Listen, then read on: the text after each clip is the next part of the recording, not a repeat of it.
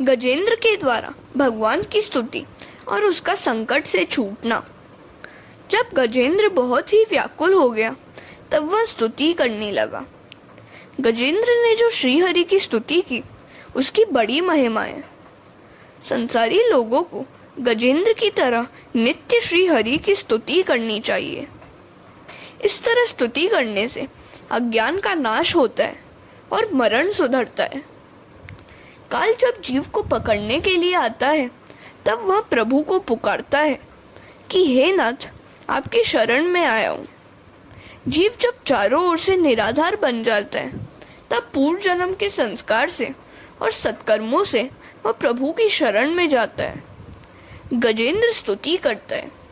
भिन्न भिन्न रूपों में नाटक करने वाले अभिनेता के वास्तविक स्वरूप को जिस प्रकार साधारण दर्शक नहीं जान सकता, उसी प्रकार सत्व प्रधान देवता या ऋषि भी तुम्हारे स्वरूप को नहीं जान सके तो फिर दूसरे साधारण लोग तो तुमको पहचान ही कैसे सकेंगे या तुम्हारे स्वरूप का वर्णन कैसे कर सकेंगे। ऐसे दुर्गम चरित्र वाले हे प्रभु, मेरी रक्षा करो। पशु तुल्य अविद्याग्रस्त जीव की अविद्या रूप फांसी को सदा के लिए काटने वाले, अत्यंत दयालु और दया करने में कभी भी देरी न करने वाले नित्य मुक्त प्रभु की शरण में आया हुआ मैं वंदना करता हूँ। अपने अंश से सर्व जीवों के मन में तुम अंतर्यामी रूप से प्रकट हो रहे हो। सबके नियंता और अनंत ऐसी आपकी मैं वंदना करता हूँ। मैं पशु हूँ, काल के पास मैं फंसा हुआ हूँ। जरा विचार करो, जीव मात्र पशु है, सब काल के मुख में फंसे हुए हैं। मुझे काल से बचाओ। जहाँ काल का वास न हो वहाँ मुझे ले चलो। जहाँ काल है वहाँ दुख है। जिसके सिर पर काल है वह सुखी नहीं है। जहाँ काल न हो ऐसे अपने निष्धाम में ले चलो। जो लोग शरीर, पुत्र, मित्र, घर, संपत्ति और स्वजनों में आसक्त हैं, उनको तुम्हारी प्राप्ति होनी अति कठिन है, क्योंकि तुम स्वयं गुणों की आसक्ति से रहित हो। जीवन मुक्त पुरुष अपने हृदय में तुम्हारा निरंतर चिंतन करते हैं। सर्व ज्ञान स्वरूप सर्व समर्थ परमात्मा को मैं नमस्कार करता हूँ। नाथ, इस मगर के पास से छुटकर मैं जीने की इच्छा नहीं रखता हूँ। हाथी का शरीर अंदर और बाहर दोनों ओर से अज्ञान रूपी आवरण से ढका हुआ था। ऐसे शरीर को रखकर क्या फायदा। मैं तो आत्म प्रकाश को ढक देने वाले उस अज्ञान रूपी आवरण से छूटना चाहता हूँ, जिसका कालक्रम से अपने आप नाश नहीं होता है। उस अज्ञान आचरण का तो केवल आपकी कृपा से या तत्व ज्ञान से ही नाश होता है।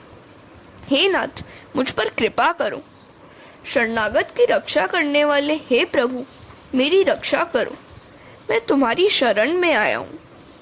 गजेंद्र इस तरह दुख से आर्द्र होकर श्रीहरि की स्तुति करता है। बड़े बड़े महात्मा गजेंद्र मोक्ष का पाठ करते हैं। जब काल पकड़ता है तब जीव भय से व्याकुल होकर कैसा घबराता है।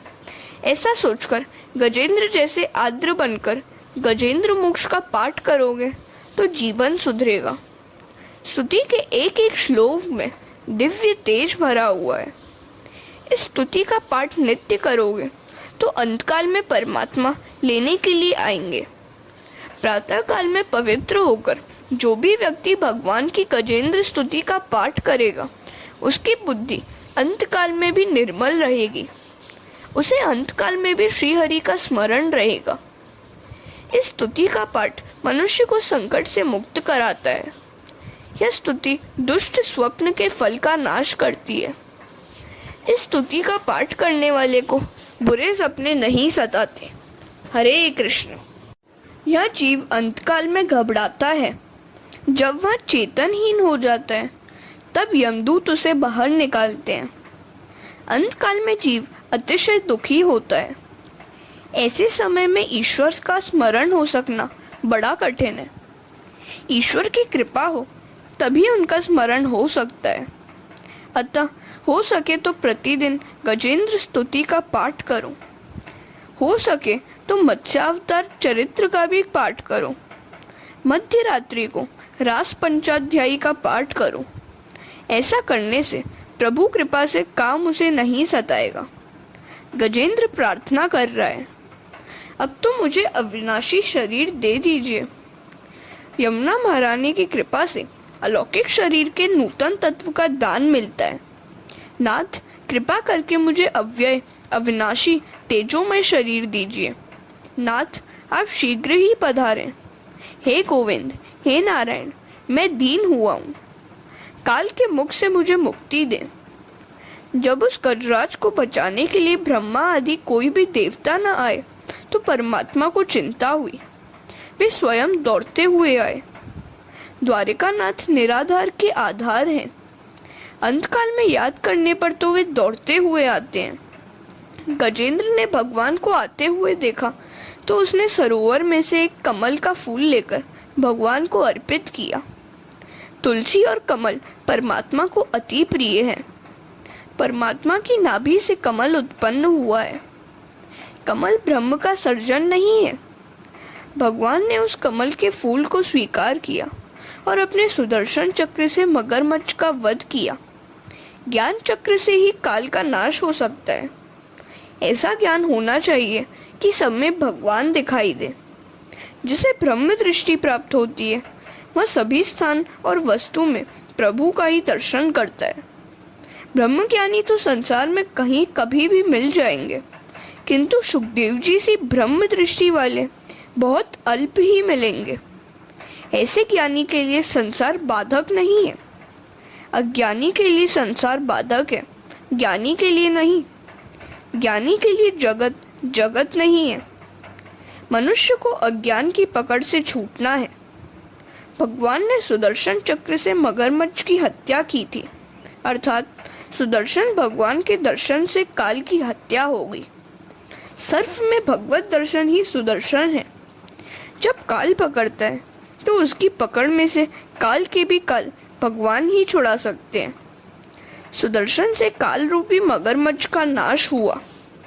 इसका अर्थ यही है कि तुम्हारी दृष्टि जब सुदर्शन अर्थात सभी में प्रभु का दर्शन करने वाली होगी तभी तुम काल के मुख से मुक्त होगे। तुम भी तब काल को जीत लोगे।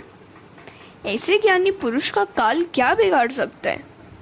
जिसके हृदय में सबके प्रति भगवत भाव जागृत हुआ है वह काल के मुख से मुक्त हो जाएगा। सब में श्री कृष्ण का दर्शन करते करते उसको अपने में भी श्री कृष्ण का ही दर्शन होने लगता है। अपने स्वरूप में श्री कृष्ण का दर्शन करोगे तो काल तुम्हें मार नहीं सकेगा। शरण में आए हुए गजेंद्र का जिस प्रकार उद्धार किया उसी प्रकार शरण में जाने से सभी जीव का प्रभु उद्धार करते हैं। गज का पूर्व चरित्र तथा उसका उद्धार। वह गजेंद्र अपने पूर्व जन्म में इंद्रद्युम्न नाम का राजा था। वह ध्यान में बैठा हुआ था कि वह अगस्त्य मुनि आए। राजा ने उठकर उनका स्वागत नहीं किया तो मुनि को यह व्यवहार अपमानजनक लगा। भगवान से भी अधिक उनके भक्त का सम्मान किया जाए। पत्थर की मूर्ति के प्रति सद्भाव रखने से वह चेतनमयी होती है, तो चेतनमयी के प्रति सद्भाव रखने से ईश्वर की प्राप्ति क्यों ना होगी। अगस्त्य मुनि को बुरा लगा तो उन्होंने शाप दिया, चूंकि मेरे आने भर भी तू जड़ सा ही बैठा रहा, अतः अगले जन्म में तुझे पशु का जड़ अवतार प्राप्त होगा। पूर्व जन्म में गजेंद्र ने बहुत भक्ति की थी, अतः गजेंद्र योनि में भी उसे अंतकाल में प्रभु का स्मरण हुआ और फलतः उसका उद्धार हुआ। जो भी संस्कार मन में दृढ़ होकर जम जाते हैं वे अंतकाल में और अगले जन्म में भी काम आते हैं। ठाकुर जी का पहले स्वप्न में अनुभव होता है। गोपाल सहस्त्र नामावली में भगवान का एक नाम है भक्ता नाम स्वप्न वर्धन। भगवान ने गजेंद्र को सारूप्य मुक्ति दी, अपने ही जैसा रूप दिया। गजेंद्र की भांति तुम भी दीनता और व्याकुलता से गजेंद्र स्तुति का पाठ करो। अंतकाल में ठाकुर जी गजेंद्र की भांति तुम्हें भी लेने के लिए आएंगे। हरे कृष्ण।